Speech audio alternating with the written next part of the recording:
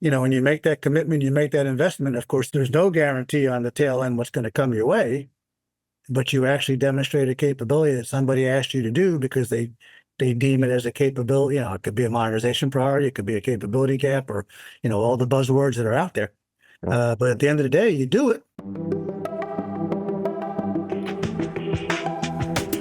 Hey everyone, thanks for listening to another episode of DIB Innovators. Today I'm speaking with Joe Anderson, President and Chief Executive Officer at Rafael Systems Global Sustainment. Joe, thanks for chatting with me today. No, you're welcome, Dave. Thanks. No, thanks for being on, and obviously a retired Army general, so thank you for your service. Love having veterans that are leading companies out there in the wild. So Thank you. Yes. Well, first of all, very cool, in this new role. Can you talk to me? You had a long Army career, just maybe highlight a couple of highlights of that. And then I know you also do a lot of mentorship and advisor, so maybe brush on some of that got you to the point where you are right now. Okay, sure. No, thanks. Well, it was 38 years long. It went really fast. But everything from platoon to a corps. I think the highlights were being a company commander for Just Cause as a ranger in Panama, being a battalion commander at Joint Endeavor in Kosovo, 3 tours in Iraq, one as a brigade commander when we entered Iraq in 03, 04, coming back as the multinational corps Iraq chief of staff from 06 to 08, which was a 26-nation coalition, and then it withered down back to the U.S. only back in 09, 010 as the multinational force Iraq chief of staff. And then I culminated my operational time as the International Security Assistance Force Joint Commander in Afghanistan and Kabul all of 2014. So a lot of operational time, a lot of staff time in between, but culminating as the Deputy Chief of Staff for Ops, Plans, and Training in the Pentagon for a very long 4 years with a huge portfolio. It's the largest staff section in the Pentagon, and the scope of responsibility spans everything, as I used to say, from space to subterranean, everything in between, from special forces to aviation to you name it, we had it. So a huge and great staff, and that's where I got exposed. With all the time in the Iraq, Afghanistan time, we kind of got pretty distant from one of our very principal allies, that being Israel. And when I came back in the building is when I got introduced to what those technologies were when we were trying to deal with everything in Eastern Europe to the Korean Peninsula. And that's when I got exposed to what, Iron Dome was as a counter-rocket artillery mortar system that many people should be familiar with based on what it does in homeland Israel, but what we were trying to do to protect our troops in Eastern Europe, to Trophy, which is our active protective system, which was put on for heavy armored brigades for the U.S., and that's what prevents ATGMs, RPGs, etc., from killing tanks. And then from the Spike, which is a huge family of missiles we have, but our non-line of sight missile that we bought for our Apaches. So those 3 technologies, as the guy that drove the requirements at that time, exposed me to what the capabilities are, and that's kind of what trended me towards Rafael. Great. And then as you made that transition, there was some time in between. How was that, to leave the service? It was, it makes you a little anxious. It's not, you'll hear a lot of people say it's not rocket science, but you do got to think things through and have a plan. And, and I think what I realized was why I started my own LLC was to be a free man. I didn't want to be committed to anybody full time. It allowed me to kind of go carte blanche and, work for anybody I wanted to. And I tried to do it based on the companies that I had experience with. I'd observed them performing in places like those overseas countries, and knew what their capabilities were. And many of them took me on and let me do, I knew nothing about business. So I literally had a lot to learn, and everything from business development to capture management to sales and marketing to financials, you name it, I had to learn it. And that's in those that opened that opportunity for me to go in there and just suck it all in, and be an observer and a participant, and to travel the world for a couple of companies and do business for them really, really gave me kind of an open means to get my feet on the ground. Yeah, that is a tough transition. It is. I don't know. I when I left, I had a little humility crisis of, Sure. I think you're, commanding, for me, it's commanding a wing, and I left. look, I can do anything because you are running things that you don't necessarily Yeah, haven't no, done before. And absolutely. that business transition is it's fascinating. It's great to learn again, but there is a lot to learn. Yeah, I would say, Dave, it's just like when we were in the military. It's a constant. If you think you're going to just come out and then one year you're going to have it all, you're probably mistaken. And how do you reassess that? Oh, and here I am, just going on I just finished my fifth year of being out, and I still feel not. I don't know if on a daily basis, but pretty frequently, weekly at least, that there's something I didn't know that I'm still learning. Yeah. So it's a big world out here. So tell me a little bit about RSGS. Okay. As many of your audience probably knows, Rafael has lots of subsidiaries. What they didn't really have was they had a subsidiary called Rafael USA, which is an American company, but it's not staffed by Americans. And so it could not do secret government work because the people that worked there weren't qualified to have a personal security clearance. So about the time I was getting out, they were talking about starting this company, and again, very late to need. As you look at comparative models, but getting a capability of having an American company, but a cleared company that can do U.S. government work on your behalf is kind of if you're going to survive in the States, let alone supply chain management, manufacturing, IP, which is kind of what we're all focused on. Without having that capability, you're really going to struggle. And so we were born to get into the OTA market to be able to do that level of government work, but along the lines of IP, data, storage, management, a huge task with an engineering services capability and with a manufacturing capability, which we use through one of our subsidiaries now. And the goal will be to grow that on our own. But it was to Americanize Rafael's products. So it was to make sure that what technologies that we thought either had some traction here initially or through our efforts now, like those cases I just gave you a little while ago, from the Iron Dome to the Trophy to the Spike missile, how to expand those technologies, capabilities, and others in the U.S. market as an American front to an Israeli company. And that was the genesis of why we were established. And how does that work? Do they provide most of the infrastructure support, or are you required to do that kind of on the startup side? Do you have to develop everything like it's a combo. So the majority of it in the beginning was backdoor, reach back. How did you get? And again, that will always be from the RDT&E and from the brains of the technology, at least for the near term, will always be the case. But how do we grow?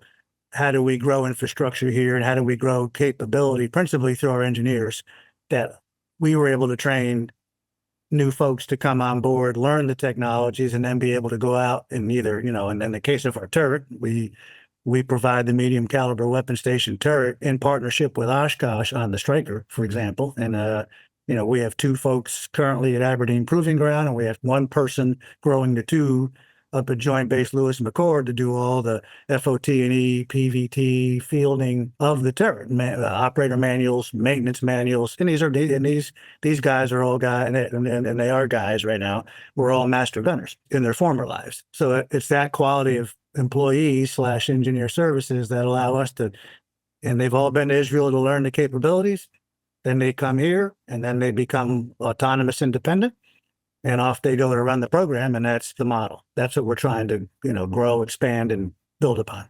Yeah, that's great. Well, obviously, on the Army side, I'm sure a million leadership lessons. But what were some key pivotal moments or lessons learned that you've been able to now roll into your role as president and CEO? I hope it doesn't sound funny, but I think, again, what you learned and all the lessons you learned in the military really readily apply out here. And that's from how much you've learned to listen versus how much you talk. That's why I guess God gave you two ears and one mouth. But I mean, but if you listen to what people are telling you, that will be helpful. It is taking the time to learn. And what's your personal, professional, business development plan to do that? A mentorship program I found on this side of the fence, almost the mentorship program to be just as powerful, if not more so, with business counterparts. And so how do you get to ask the tough questions? And that's from an individual piece where it's person to person, or then again from we all had professional organizations in the military. Well, which ones, which associations, which consortiums, which things out here do you use to grow your network? Because it is about partnering. It is about, in my world, it is about teaming agreements. It is about joint ventures. It is about how do you move business forward? And then, and then how do you prioritize how you see all that? And then I think back to our military lives, how you balance, you can get very consumed out here in the business world, just like you got consumed in the military world. So how do you find balance in your life? Again, from whatever that means to you, from what religion means to you, what family means to you, whatever. But how do you gain that equilibrium so you're not going crazy in the business world trying to trip over yourself? Which, this is a for-profit, this is a competitive, this is a dog-eat-dog world, which is different than the military. We weren't worried about profit. We didn't care about profit and loss. We cared about the mission and our people, and people matter here, but so does revenue. Yes, it does. Yes, it does. Well, how about some of your board experience? How has that helped you through this? Oh, hugely. So they cautioned you about how many you took on and be careful what you do. And, I use the same story I told you about how you grow from the companies I worked with, the board experience, about how you watch the governance, the accountability. Boards come with pretty experienced, in many cases, powerful people that have done a lot of things, both in government and in industry. But when you watch the dynamics of how that works, and again, how they hold CEOs, CEO, C-suite type people accountable for and that's everything from, again, everything to do with the Defense Cooperation Security Agency, how you're doing everything from protecting property rights and all those kinds of IP on both sides of the fence, all the way again to what a balance sheet looks like, what a pipeline looks like. Depending on what type of a company it is, from service standards to product service to obviously sales, and initially getting to do that as an observer. Before I was really on a board, I got to come in as an observer because I was doing advisory stuff to leadership of a company, and then migrating into actually becoming, on a board of advisors, as an advisor on a board of advisors, on a director of a board of directors, and then up till last year becoming the chairman of a board, and that's an SSA, a special security agreement company. I'm on two of those, which has very good implications or connections with this company because we're a proxy company. So how you navigate and how you deal with all that apparatus and what that means as a responsible, U.S. government entity, and still responsible, obviously, to your parent company. But learning from the dynamics of that, learning the interaction, learning what systems, procedures, processes, et cetera, the board chooses to reinforce, emphasize, introduce, challenge, question. And it's very interesting when you're at a subsidiary company and watching the relationship, again, like I have to deal with a parent company, and how those relationships work, and what that dialogue is, and what those mechanisms are, and where the friction points are, how you try to eliminate those, reduce those over time. And but watching that process, Dave, spin and turn, it's just another means to get a really broad education. And then the part I enjoy is I'm on 4 501c3s, and I think that's a mouthful sometimes, but watching the giving back to Gold Star families, giving back to wounded warriors, and even helping the DoD with recruiting efforts on the one board I'm the chairman of, our community salutes. I mean, they're all valuable and meaningful. In an ideal world, I wouldn't work. I would just do those. Right. But they don't pay the bills though. No, well, and there's something, those are super important. I couldn't agree with you more, because there are a lot of folks, especially in the military, the transition, the survivors that are left. There's so many great causes. There are. Yeah, it sounds like you got your fingers in quite a few different buckets. Things. Yeah. How is that working with a subsidiary, being a subsidiary of a international company? Has it been, I mean, you said there's potential friction. Has it been pretty smooth? It's had its bumps, yes and no. For a parent, being a foreign company in the U.S. or being affiliated with a foreign company in the U.S. only exacerbates, complicates business here, because everyone's aware of where all the buy U.S., made in U.S., all that stuff comes from. And so regardless of what the capabilities may be, regardless of what the technologies may be, which sometimes, from wearing a uniform and knowing what capabilities you want to watching it out here, when you know this, and again, in as many battlegrounds that we've been on, and then as you watch now what bears out of Ukraine, what bears out of Gaza, there's some phenomenal capabilities. So it gets frustrating, but there's the cultural hurdles, there's language hurdles, and then there's procedural hurdles, because when that parent company bestows essentially all the authority on a board to manage the day-to-day of this company, and there's certain firewalls and things that a parent's not allowed to see, do, touch, whatever, that gets a little testy, sensitive, emotional sometimes. And so how you try to build confidence, continue the relationships, assure everybody that we've all got the company's best interests at heart, and that again, it is about doing business here in the States and being successful. And so, putting your money where your mouth is to pull that off could be another complication. But trying to make sure that there's no lack of understanding about that. There really is. It's supposed to be seamless, ideally. And again, and the more, the better or closer you can get that to reality, the more effective, capable you're going to be. Easier said than done. It takes time. You got to get to know people. And, we stood this company up, and then what happened? COVID hit. So right a month or two after we were born was COVID.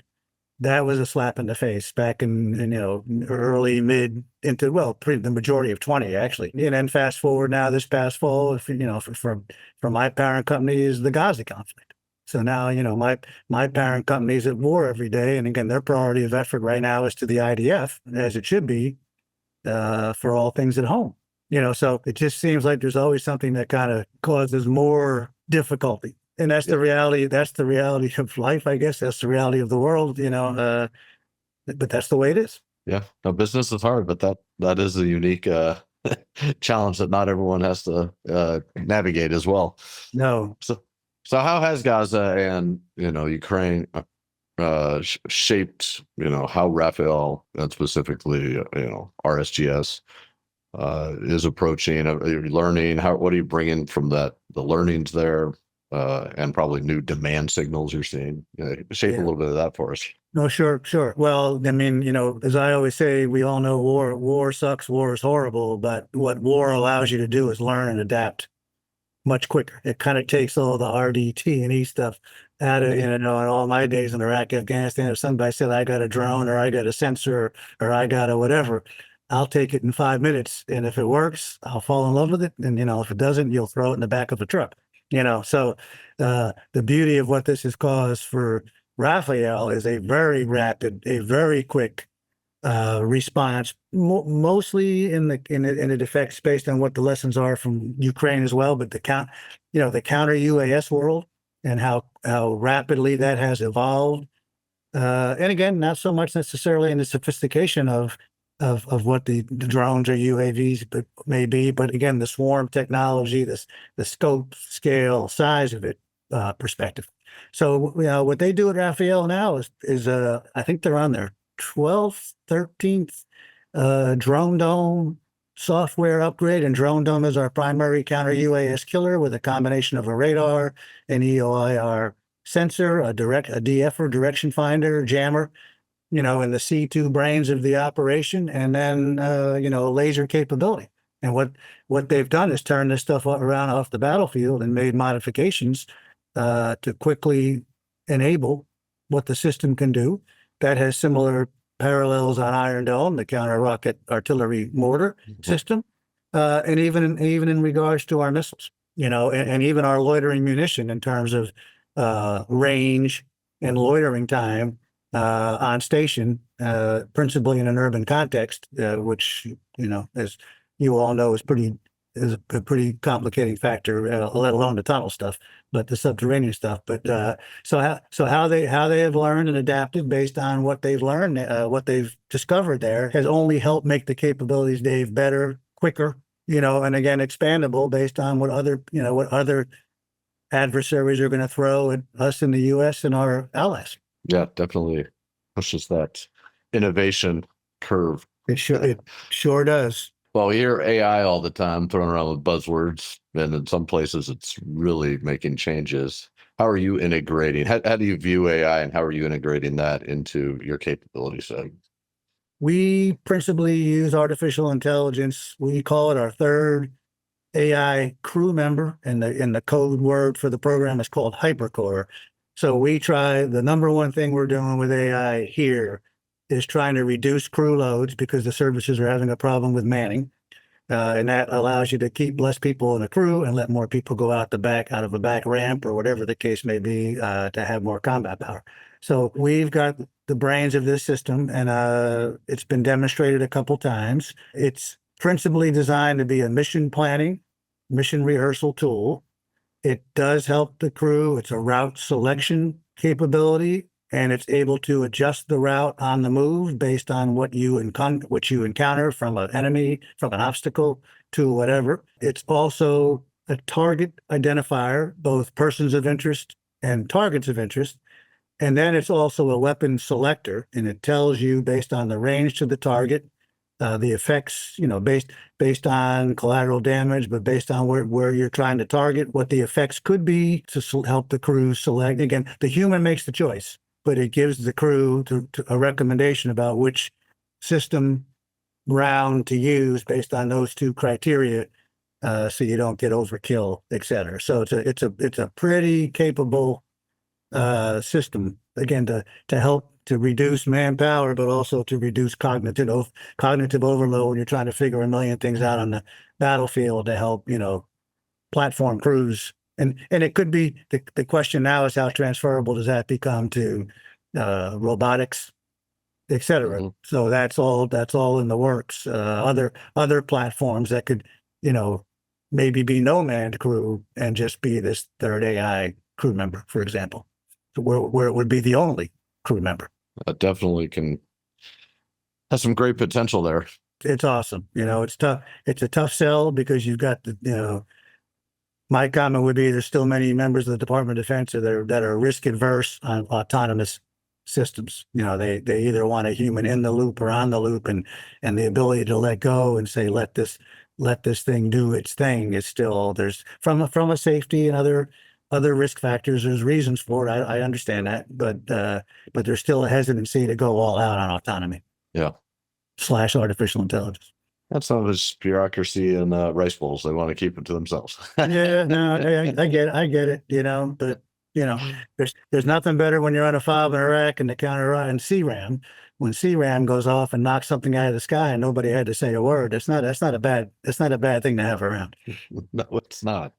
Not at all. Well, you mentioned teaming, and I always find it interesting, and for companies to do business where you're teaming with competitors, sometimes with solutions. You're teaming with a solution that you have, but you've got to team with them and not buy your own, or integrate your own solution. How have you navigated that? Do you find that interesting? I find it difficult and scary. Yeah, no, you're right. So the problem with the tier ones, tier twos is that they've got the backbone, they've got the resources, they got the economics, they got the politics, they got the lobbyists, they got it all. They're well inculcated, because I think one of the shortcomings of DoD is staying on autopilot, getting comfortable with what you got, being a little bit afraid to try something new, even though some of the smaller, newer companies may have a better technology capability. It may be cheaper, it may be best value, best price. But the problem is you're going against the status quo and breaking the status quo. So how do you take them on head on, which gets, very tough? Or back to what you said, so do you pursue a teaming agreement, joint venture, some kind of an agreement where you belly up to them, but then again, at the end of the day, they're probably very much inclined to want to get whatever they can from what you provide. But and then on the other hand, they may be providing a whole other solution that's totally their own or with somebody else while they're partnered with you. So it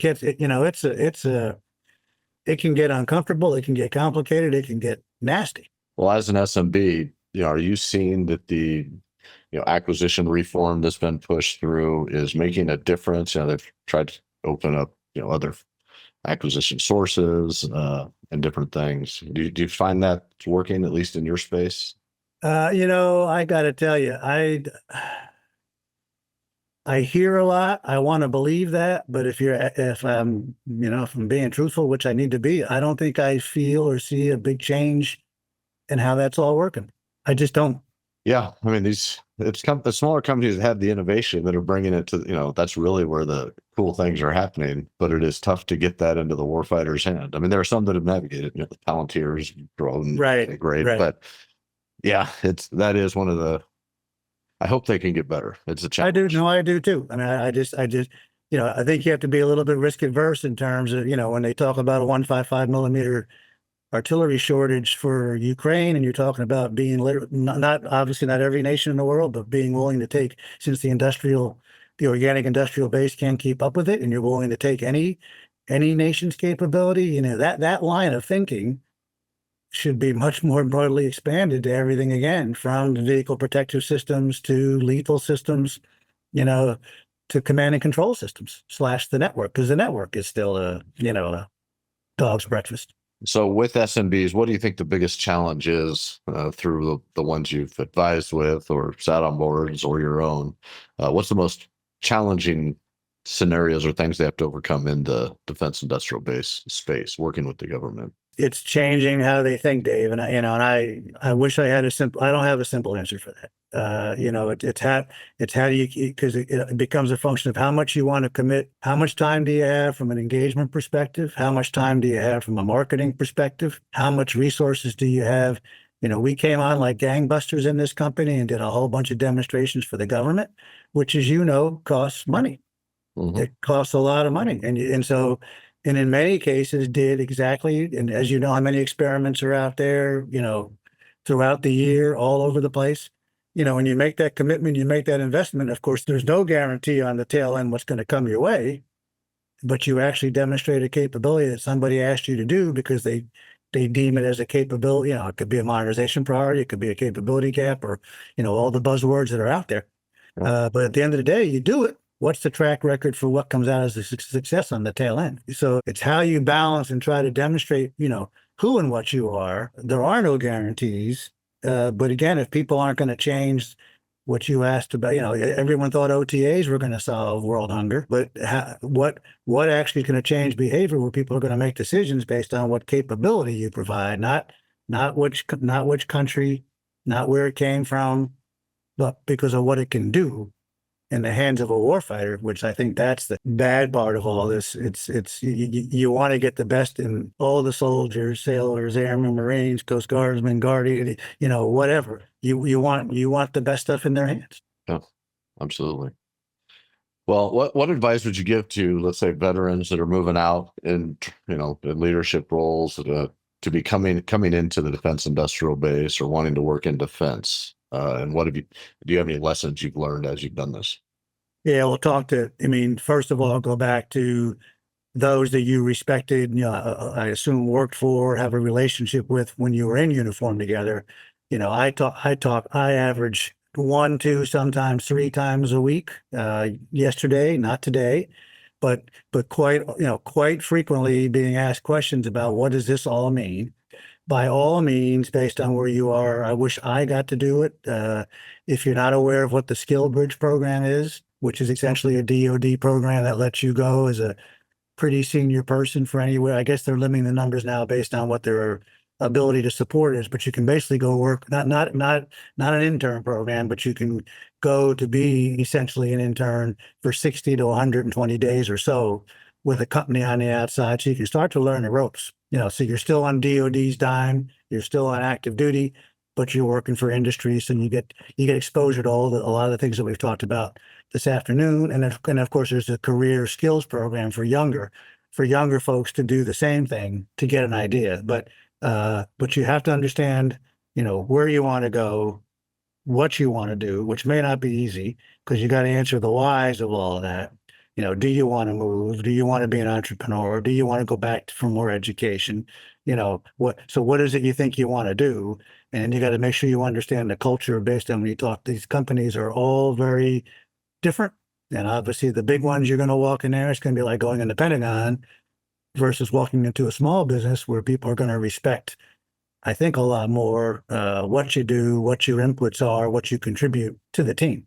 Because ultimately it is about teamwork out here, just like it was in uniform. But the more people you can talk and better understand that and better posture yourself, fortify yourself, if it's getting the project management certification, if it's getting some kind of an IT certification, all those things you can do in the meantime to come out as best armed as you can. And then who's going to provide you the development opportunities based on where you go, where there is an upward path. But again, it depends on what your goals and aspirations are about what your life, what your lifestyle is, what your finances are, how much income matters to you, how big is your family, all those life decisions, but not talking and not having a network to explore and understand what makes all this stuff dissimilar out here. You're doing yourself a disservice if you don't do that. Yeah, I couldn't agree more. I think, and everyone's generally pretty bad at it. Not, either it's they don't want to talk or they're There's nothing wrong. nervous. I mean, yep, there's nothing wrong with it. And as we all know, I don't know how many times, based on how many folks are listening that are in a uniform, you're not comfortable necessarily we're never comfortable talking about ourselves and what your capabilities are. We tend to cut ourselves short. And the second somebody asks, what are you worth? We never thought that way. The DoD pay scale, there aren't bonuses and there aren't all those things, but nobody, you never really got asked what you thought you were worth because you were off of a pay scale. yeah.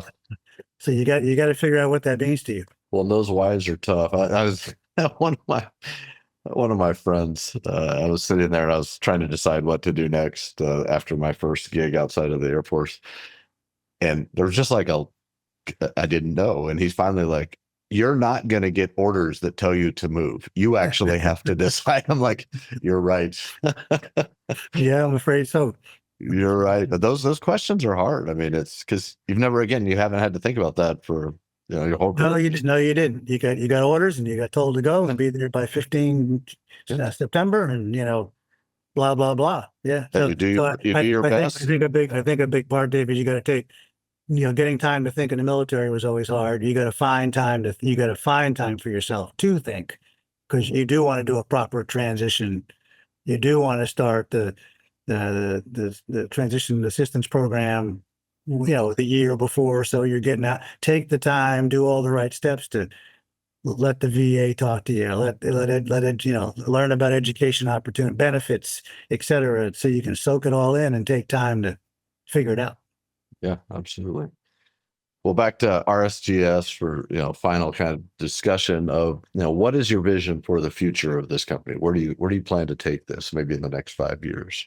We've got to become a clear profit and loss company. Right now, it's a lot of investments in loans, and as we build sales, I've got to expand upon the Americanization stuff. Has got to be real. So I'm not worried about. I want to grow in each of those categories. I told you I do want to grow my IP data capability. I do have to grow my engineering services based on the product lines that continue to grow here in the United States, and that is things like counter UAS and medium range intercept capability for the Marine Corps, for example. So that has to grow.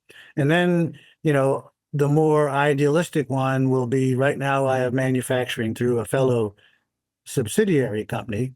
It would be nice to have that organically. Actually, I've got it through a couple. But would the day come that we actually had our own plant and facility that did it all on our own and took a lot of the coordination requirements required to get that done? But those, and obviously all those are in support of growing a bigger market and growing a bigger, products and services, but primarily products, a bigger product base here in the U.S. So the sales to support everything I just said. Yeah. No, that sounds exciting. That's great. Joe, thanks so much for your time today. We're going to have to wrap this up. But if people want to keep an eye on what's going on with RSGS, how's the best way to do that? Check our website is pretty current. We keep it pretty active. So it was just doing it today, as a matter of fact, and LinkedIn are the two main. You'll see stuff published by us. You'll see different things come and go, and you'll see us at many venues. We're at many of the trade shows, and from AUSA on down. multiple a year, up to a good dozen, averaging about one a month. So we're on the floors of the shows where you'll see us on panels. You'll see me moderating a forum here in November in Washington, et cetera. But check us out on LinkedIn and check us out at www.rsgsllc.com. There we go. Well, again, thanks. This has been a blast. Love your perspective. Thanks again for, great service and continuing to do your best to get the right equipment and capabilities in the warfighter's hands.